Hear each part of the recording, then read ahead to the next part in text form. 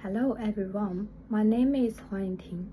Today our group is going to introduce a revolutionary technology in the field of wastewater treatment, membrane aeration biofilm reactor, which comes from Fluence Corporation in the United States. This technology has attracted much attention in the field of environmental engineering in recent years because of its high efficiency and low energy consumption. According to a report by the United Nations Environment Programme, about 80% of global sewage is discharged directly and untreated, leading to serious water pollution and ecological damage. In developing countries, the coverage of sewage treatment facilities is less than 30%, and many cities and rural areas lack basic sewage treatment capacity. The traditional biofilm method has the following main limitations. Firstly, it relies on the high energy consumption of the external aeration system for oxygen supply, with low energy efficiency. Secondly, the system is sensitive to the fluctuation of water quality and is prone to biofilm detachment. To solve the limitations of traditional wastewater treatment technology, MABR technology has emerged. This picture is a schematic of the MABR. It has advantages over traditional technologies, including energy efficiency, small footprint, etc. This technology can be adapted to any size at any need for wastewater treatment. This part presents the core mechanisms of MABR. The MABR is a spiral wood self-repairing membrane that supports the formation of aerobiofilms in an anostic environment, resulting in simultaneous nitrification and denitrification. When semi-permeable membrane submerged into the tank, low pressure air is brought through the air sides. Oxygen is constantly supplied to the fixed nitrified biofilm that develops on the water side, while denitrification occurs in the anaerobic layer. The low-pressure passive aeration offers significant energy savings over a conventional high-pressure aeration. During the working process, a three-layer structure biofilm spontaneously forms on the membrane, enabling simultaneous nitrification and denitrification. These layers are identified as an aerobic layer, anaerobic layer, and anoxic layer, respectively. The aerobic layer is located close to the membrane and exhibits a high oxygen concentrations. The main bacterial community within this layer consists of nitrified bacteria. Nitrification in this region occurs in two primary stages. First, oxygen diffuses through the membrane into the water, where it reacts with dissolved amino under the influence of anomia oxidizing bacteria to form nitrite. Second, nitrite oxidizing bacteria further change the nitrite into nitrate. The anaerobic layer is near the water side and maintains an oxygen concentration close to zero.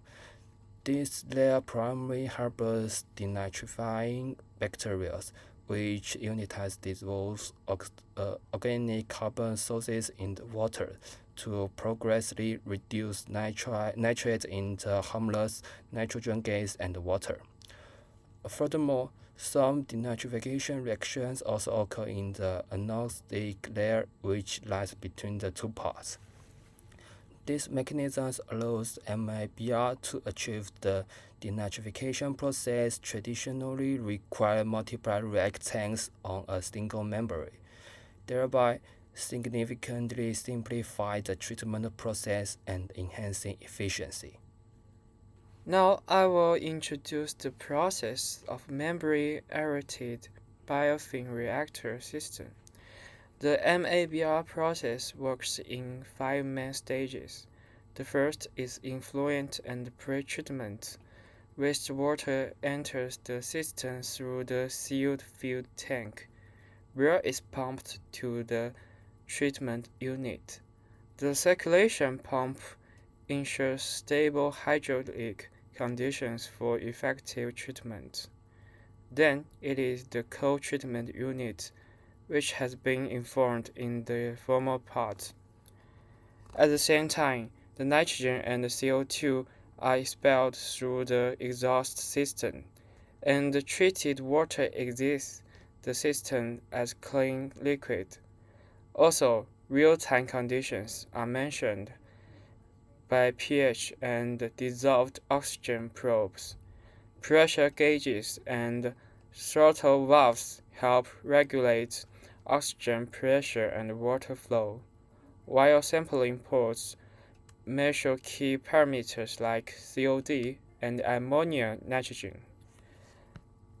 Outside the core unit, the transparent casing allows for easy observation of biofilm growth, and the concentric solid core reinforces the membrane, ensuring long-term stability.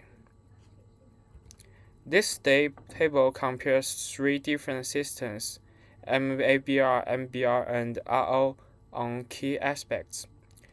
For the core process, MABR integrates nitrification and COD removal in a single tank, while MBR needs multiple tanks.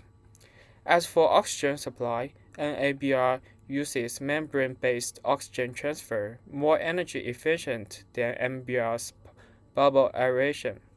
Also, MABR handles both nitrogen and COD removal together, unlike MBR, which requires extra equipment for nitrogen. What's more, MABR is 50% more energy efficient than MBR, reducing aeration energy consumption. In summary, MABR is simpler, more energy efficient, and requires less space compared to MBR. Moving on, how do we establish this crucial biofilm? It's not like the fermentation process used in industry. We call this process biofilm startup, cultivation, or acclimation. We mainly use the natural microorganisms already found in the wastewater. These microbes gradually attach to the new membrane surface, grow, and produce a protective slime layer. Over time, the biofilm matures and divides into different zones we talked about, where there is or isn't oxygen. This process isn't instant. The speed of the process depends a lot on the temperature. Warmer conditions speed it up, while colder ones slow it down a lot. It usually takes a few weeks to months to grow a fully working and stable MABR biofilm that is ready to be used effectively. Finally, after the MABR module has biologically treated the wastewater, we need to make sure the final water is clear.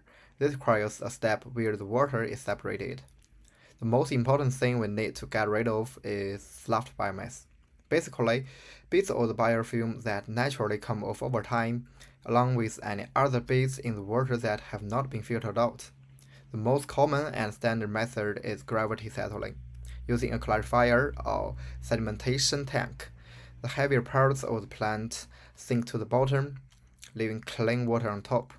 For situations where the water needs to be really clean, maybe for water reuse, a better option is membrane filtration, like microfiltration or ultrafiltration. These create what's called an MABR-MBR configuration, providing a near-perfect physical barrier to solids. I'll demonstrate how Fluent's MABR technology doubles the treatment capacity at Mind's wastewater plant without physical expansion. The plant faces severe overloads.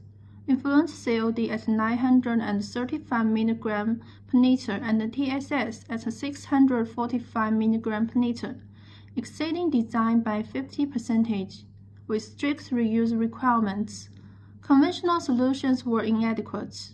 The Super MABR retrofit provided the answer through three key advantages: space efficiency, modulars integrated into existing infrastructure, energy saving, 33% reduction in aeration energy and process efficiency, single-pass treatment without recirculation. The results were exceptional. TSS reduced to 2 mg per liter, COD lowered to 24 mg per liter, and daily TSS loading reached 11,378 pounds, 48% above design capacity, all while consistently meeting agricultural reuse standards. This case study demonstrates MABR's potential to address critical wastewater challenges, accommodating population growth within existing footprints, reducing operational costs through energy efficiency, and achieving sustainability goals without chemical additives. MABR represents a paradigm shift, delivering superior performance with reduced resource requirements. The evidence is clear. MABR isn't just an upgrade, it's a paradigm shift. At MCEE, we saw how this technology turned crises into triumphs, breaking every performance barrier without expanding the plant. But this is bigger than one facility. In a world where 80% of wastewater flows untreated, energy costs are soaring, and the space is at a premium, MABR delivers what no other technology can: maximum treatment, minimum footprint, and future-proof flexibility. Where you are retrofitting aging plants or building a new, MABR is the key to sustainable wastewater management. The question isn't, can you afford to upgrade? It's, can you afford lot to? Let's build this cleaner future together. Thank you.